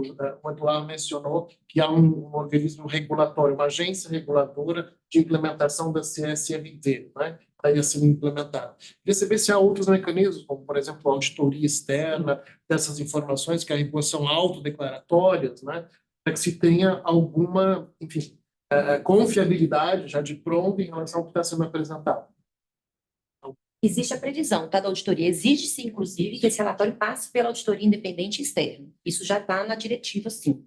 É um ponto mandatório. É um ponto mandatório. Então, não é um relatório... A empresa, sim, claro, ele é autodeclaratório o relatório, mas ele vai passar por uma auditoria externa justamente para evitar, para ter uma maior confiabilidade dos dados que ali estão, para a gente fugir das ações de marketing, né? Porque a gente vê que muitas empresas realmente é o greenwashing, elas fazem ações mais voltadas para o marketing do que necessariamente com a preocupação ambiental, social e, de fato, trazer valor para a sociedade ou mitigar impactos de uma forma concreta. Então, é mandatório. A gente, acho que não deu tempo, estava na apresentação do Eduardo, acho que não deu tempo de passar por tudo, na minha tem um ponto também, mas a auditoria externa independente, ela é mandatória. Então, esse relatório ele tem que ser validado antes de ser submetido eletronicamente, antes de ser publicado. E um ponto, eu acho, mais prático, né, da nossa experiência, que o envolvimento desses auditores, ele já parte desde o princípio, tá? Quando eu coloquei lá naquelas etapas, né, naqueles 6 pontos ali, ponto do limite, os auditores, eles são envolvidos nesse processo também de definição do limite, para garantir que eles estejam ali acompanhando o processo e validando também não só, né, o relatório final em si, mas o processo de construção dessa dupla materialidade. Agora, essa obrigação de auditoria, ela já existe antes da CSRD. Hoje em dia, os relatórios de declaração de performance extra-financiera, chama de reporting, eles têm o selo da Deloitte, KPMG. Só que o problema é que o conteúdo desse reporting não é detalhado. Então, o controle, hoje em dia, dos auditores, ele é um pouco supérfluo, geral. superficial. Aqui só, se me permite, sobre esse assunto, os comissários Conto, que é a família de auditório da França sobre Conto, eles são super preocupados. A priori, serão os primeiros a ter que fazer isso. Ele não tem a menor noção de como fazer. Você tem que ter um trabalho de informação. Porque são responsáveis civilmente e penalmente também. Então, hoje em dia, o público está muito preocupado. Sim. Eu falo porque eu trabalho muito nessa área atualmente na França. Agora, essa auditoria, ela continua existindo. Inclusive, a França, um dos poucos países que vai permitir autorizar auditoria por outros que não sejam auditores, pode ser auditoria de advogados, pode ser... Acho que a Alemanha não, ela mantém a exclusividade dos auditores, né, contadores. Isso é um ponto. Então, essa auditoria ela pode ser feita por vários profissionais, pelo menos na França. Agora, o controle da existência real das medidas a ser tomadas, ela pode ser feita por processos judiciais, quer dizer que uma empresa que publicar, porque a CSRD não traz obrigação nenhuma de fazer, ela só impõe a obrigação de dizer o que eu estou fazendo, o que eu não estou fazendo, eu não falo até nada. Você não publicou nada, então você tem que publicar. Então, qualquer cidadão pode entrar na justiça e pedir a publicação ou um complemento de publicação esse suporte. Inclusive no Brasil. Talvez até apareça processos no Brasil de falta de reporting de empresas brasileiras que têm filiais na Europa. É outro assunto, de processo civil internacional. Agora, e para limitar esse tipo de propaganda, ruim, de reputacional, o risco reputacional, porque o processo ele é público, né? Na mídia, aparece na mídia.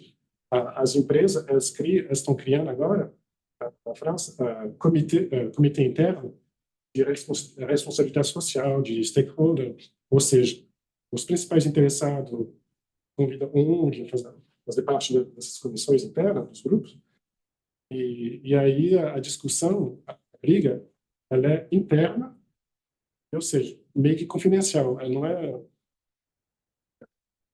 Bem, eu queria, então, dar a palavra para a Cíntia, não sei se ela própria consegue falar. Se puder depois liberar, ela vai passar por duas questões, tá? Sim, por favor. A Cíntia, pode liberar então a Cíntia, por favor, Rosângela, para ela nos trazer as perguntas de quem está nos acompanhando remotamente. Assim, nós também prestigiamos o pessoal que está vendo esse evento de forma remota. Ok. Bom dia, pessoal. Surgiram algumas perguntas aqui no chat. Eu vou tentar consolidar algumas para atender o máximo possível, mas depois, pessoal, as perguntas que não forem respondidas agora, a gente pode responder por e-mail ou depois do webinar. Aqui o Adriano Clari, ele perguntou, no caso das empresas brasileiras que não têm filial, mas apenas exportam para a União Europeia, se tem alguma obrigação.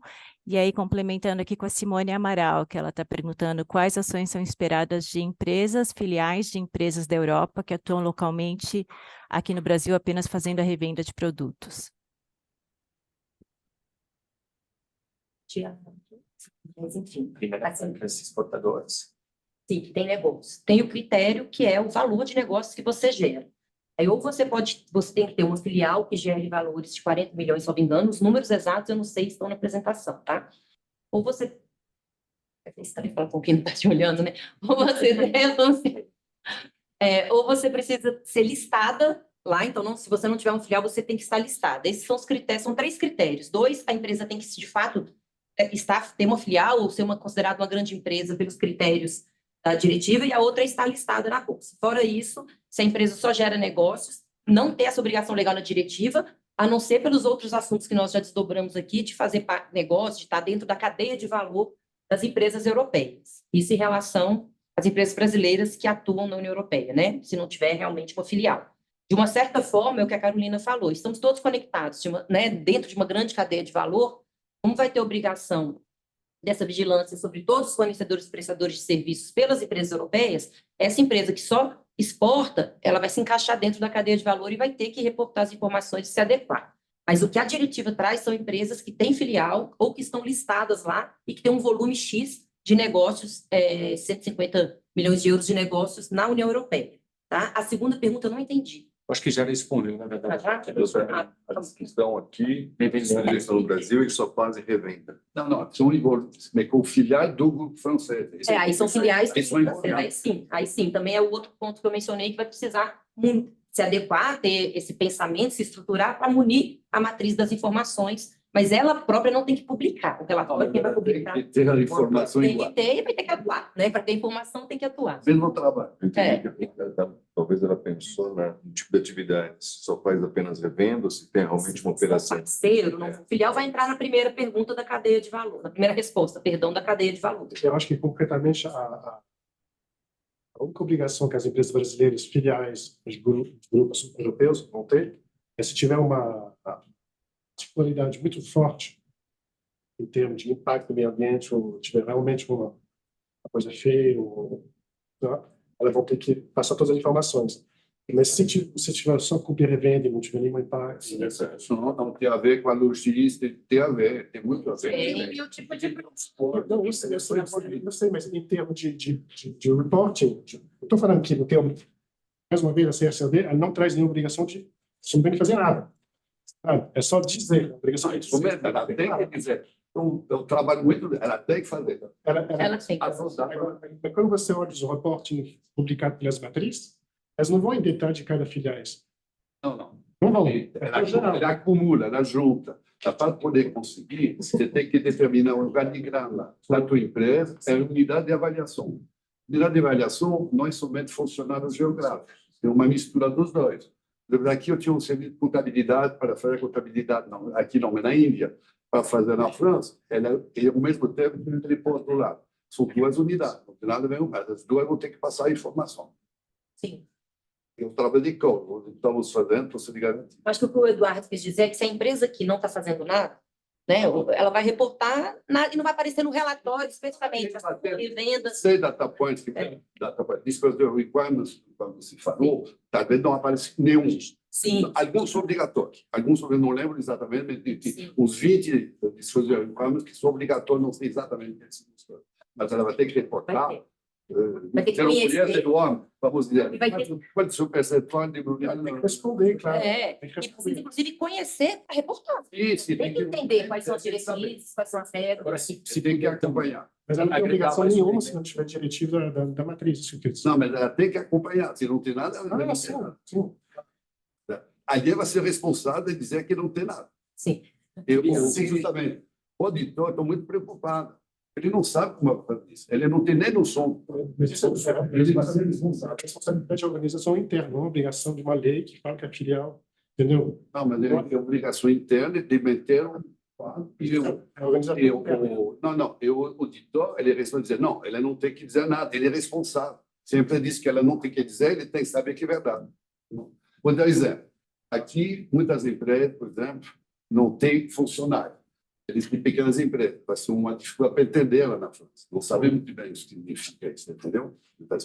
Não, eu sei, mas eu quero dizer que na CSRD, o que está escrito, só na CSRD, a única obrigação que a filial tem é declarar a informação que seja realmente particular.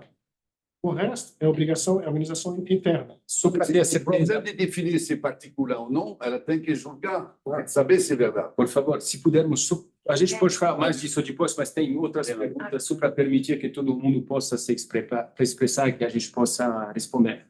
Fernando, o que você acha? A gente tem como pegar mais uma pergunta para a Cíntia? Sim, pegamos mais uma pergunta e depois passamos aqui. Isso, obrigado. Aí a gente consegue conversar lá com o café depois, é mais fácil. Ok. Tem uma pergunta da Cecília Seabra. Ela está perguntando para o Cyril e para a Carolina, e se o Eduardo e a Fernanda também puderem comentar. Se vocês podem dar 1, 2, 3 ou mais recomendações, prioridades para empresas e para administrações públicas, no sentido de reverem seus compromissos em sustentabilidade e ESG, com base nos impactos da CSRD, quais seriam? Começando assim, às vezes a gente precisa de um pequeno empurrão aí para rever planejamento, né? Então, eu acho que tem que aproveitar a oportunidade de CSRD para poder ter um olhar novo, né, sobre os impactos da empresa que dão depois toda a essência ao trabalho de planejamento e definição de metas. Acho que isso é a primeira. Não olham como. É uma coisa que vai ter que fazer, né? Inclusive, fora de qualquer discussão se é normativa, fazer ou não fazer, best practice é o que também direciona o grande drive que tem nas companhias. Então, a gente sabe, nas companhias globais, né, se discute isso no nível da sede, se CSRD, e a aplicação e as reflexões que estão ao redor é um best practice, a gente vai ter que fazer essa lição de casa. Então, vamos olhar pelo lado, vamos fazer também, né, pela oportunidade que isso nos traz, né, de ser muito mais impactante positivamente em relação às nossas operações.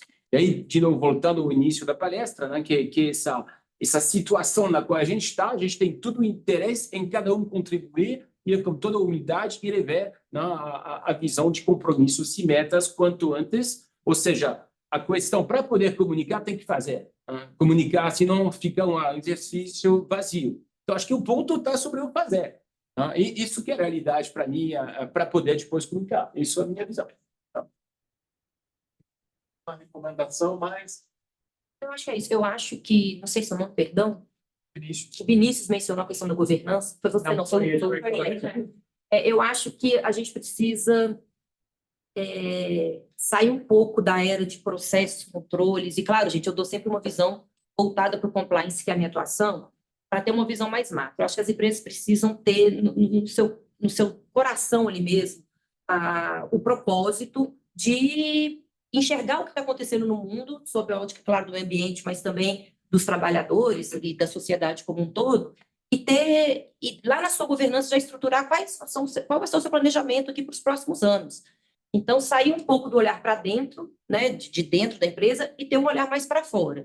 E aí a gente pensa, eu ainda vejo um pouco nas empresas o ESG muito segregado. A Carolina fez um ponto importante ali, mostrando todas as áreas praticamente precisam trabalhar em sinergia. E hoje fica muito simples. Gestão de pessoas, RH, enfim, cuida da parte, né, dos trabalhadores, o marketing, que já acho um absurdo, fica mais ligado às questões de meio ambiente, de ações em prol do meio ambiente, o que a gente vê ali que, na verdade, o intuito ele é muito mais promocional, muitas vezes, do que, de fato, contributivo com o meio ambiente. E eu acho que essas áreas precisam todas se conversar e entender que a empresa precisa ter metas realmente concretas para conseguir contribuir, porque isso será exigido. Pode não ser exigido, como o Serrilli muito bem falou, de uma lei, de uma diretiva, mas será exigido pelas melhores práticas, será exigido pelos seus clientes que adotam as melhores práticas ou que seguem essas diretrizes, serão exigidos pela sociedade, pelos consumidores, como já vem sendo feito. Então, eu acho que tudo perpassa por uma reestruturação da governança, realmente, de colocar isso no planejamento, na verdade, de conscientização, né, dos tomadores de decisão, e depois entender que todas as áreas vão ter que trabalhar em sinergia para atingir esses projetos. Essa é a minha visão. Sim, eu acho que o primeiro passo é a empresa brasileira informar o Conselho de Administração sobre essa diretiva, que responsabiliza os administradores. Então, o primeiro passo realmente ele é de formação educacional, né? Ele conscientização que os administradores vão ser responsáveis, inclusive de uma forma jurídica, na falta de cumprimento dessa obrigação de informação e, no segundo tempo, de vigilância, né, que é outra história. Então, primeiro, realmente, informar e marcar Só para complementar e não repetir, né? Destacar de novo, eu sei que eu frisei bastante, mas a relevância de se trabalhar a cadeia de valor. Né? Eu acho que não esquecer que é um exercício importante para as operações, para as empresas, mas que isso deve também se estender aos parceiros de negócio, à cadeia. E eu acho que a gente passou por momentos, né, especialmente na pandemia, onde essa questão da resiliência do abastecimento, né, das cadeias de fornecimento ficou muito claro, né? E eu acho que a gente não pode esquecer e lembrar e olhar para esse ponto de uma maneira muito importante, e não esquecer que a gente não está só operando dentro das nossas empresas, mas que tem aí forças e parcerias que precisam também caminhar junto dentro dessa rota. Deixa eu pegar um gancho, olha que interessante. Participei de umas discussões esses dias sobre cadeia de valor, né, que a gente precisa sair desses checklists padrões, né, que vem mais questão de corrupção, de questões jurídicas, de questões de ética, e ter esse olhar mais amplo de sustentabilidade, exigir, né, de todos os nossos parceiros e fornecedores, prestadores de serviços, ações práticas, políticas voltadas às questões de sustentabilidade. Mas uma pessoa, que eu não me recordo quem foi nessa discussão, levantou um ponto que é tão interessante. Olha como que o mundo realmente é uma mudança, de visão de mundo. A gente tem que também pensar, uma empresa que realmente tem uma responsabilidade corporativa, ela não apenas exige de toda a sua cadeia de valor que eles tenham também, mas ela ajuda essas empresas, seus parceiros, a adotar essas práticas, porque é muito fácil você simplesmente falar, não serve para a minha empresa, e, de novo, aí esse olhar é interno, é olhando para dentro, pensando na sua reputação apenas e não no coletivo. Não, esse daqui não tem práticas de sustentabilidade, por exemplo, está fora, não pode prestar serviço, não pode ser meu fornecedor. Mas espera aí, uma empresa pequenininha, o que você pode fazer para ajudar essa empresa? Qual trabalho de conscientização você pode fazer? Por que não ajudar toda a sua cadeia de valor, ter programas e ações para ajudar a sua cadeia de valor a também se adequar? O intuito não é o planeta como um todo, não é o meio ambiente, não é a sociedade em geral.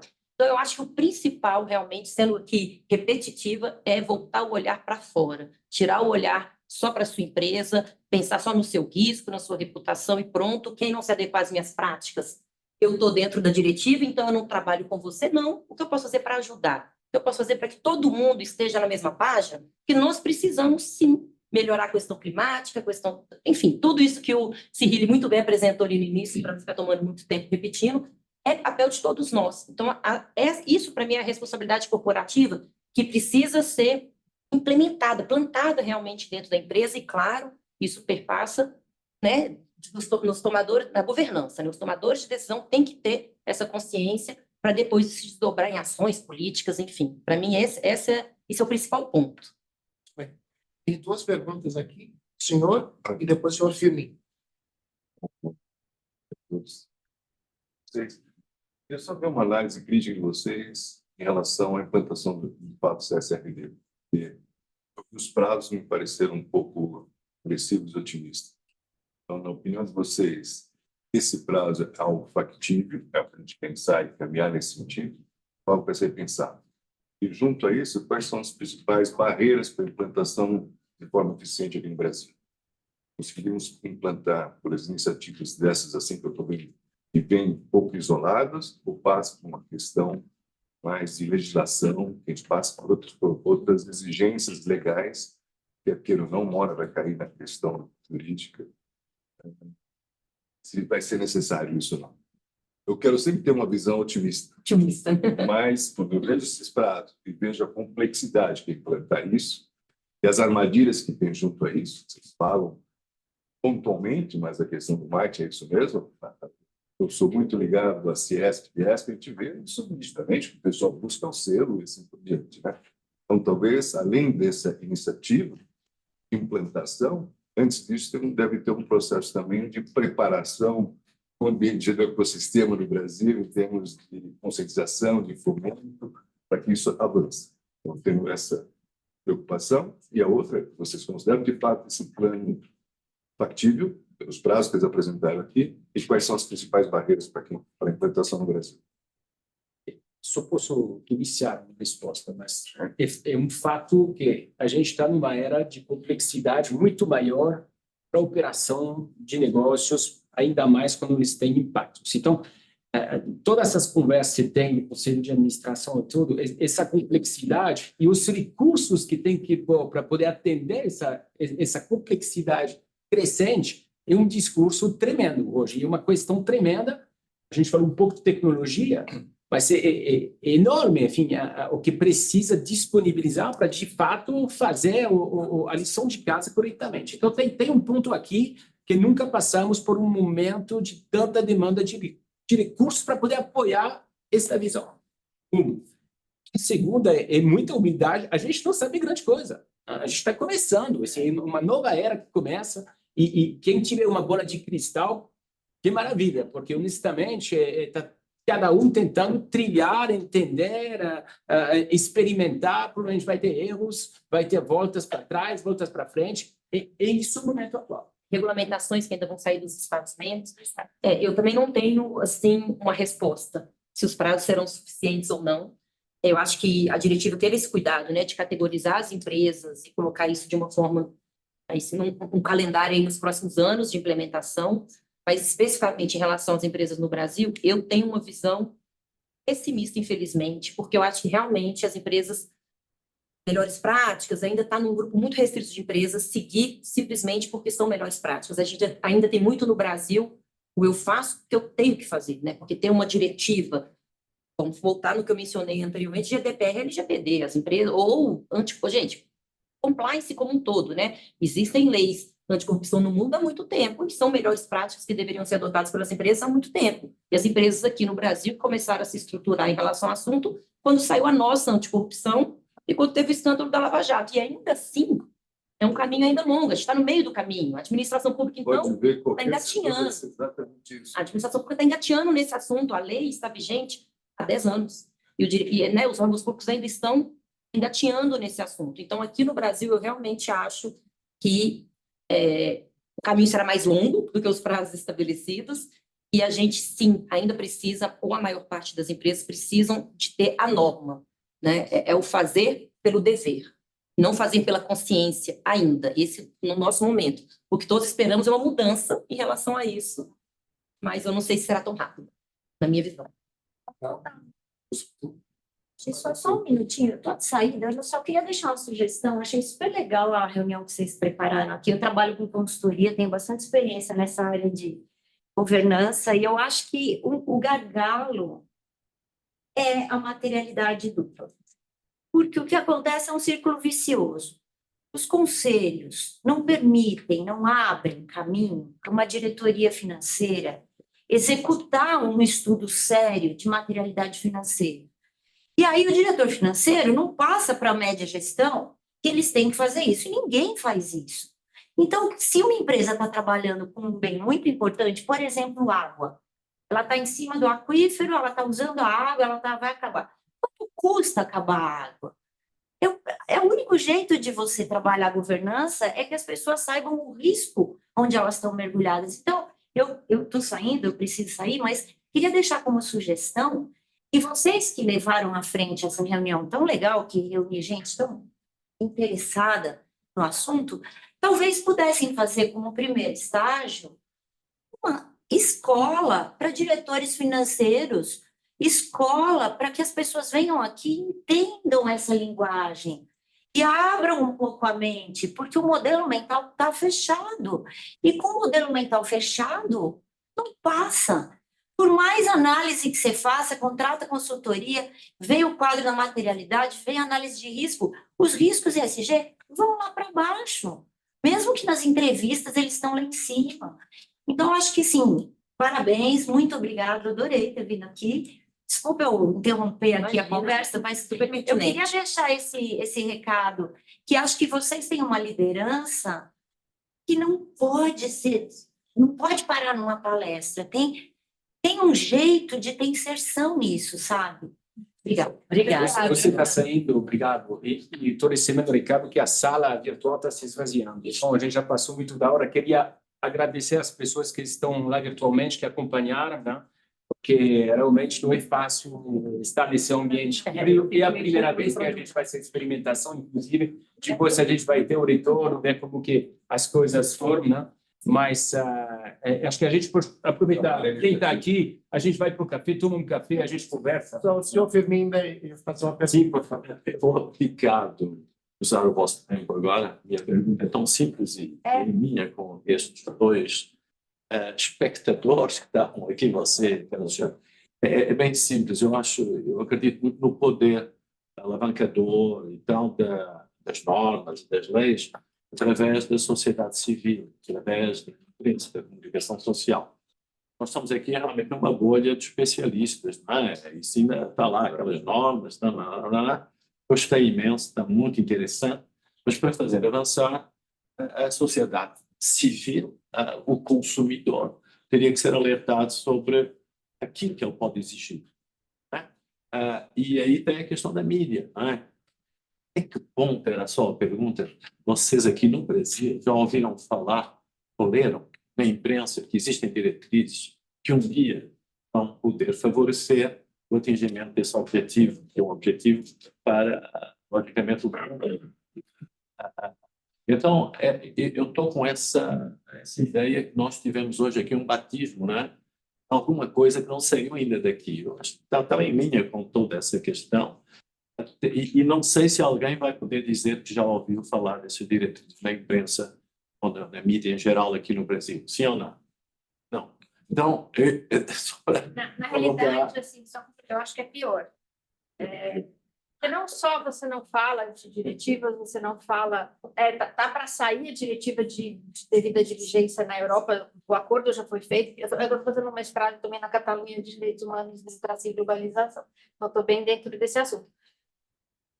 Você tem hoje empresas brasileiras sendo processadas fora por questões de direitos humanos e ambientais. Então, a Vale foi aceita a jurisdição do tribunal inglês contra a Vale por causa de Mariana, pela relação societária que ela mantinha com a Samarco, e foi aceita a jurisdição do tribunal holandês contra a Braskem por conta de Maceió, né? Então, isso não sai na imprensa. Então, eu acho que, assim, algumas ONGs já estão tendo essa ciência e já estão começando a atuar com em tribunais europeus. Estados Unidos parou um pouco de achar que tem essa jurisdição. Ele achava durante muitos anos que tinha e começou a dizer que não, porque vai pegar mal, porque os outros países, porque uma questão política.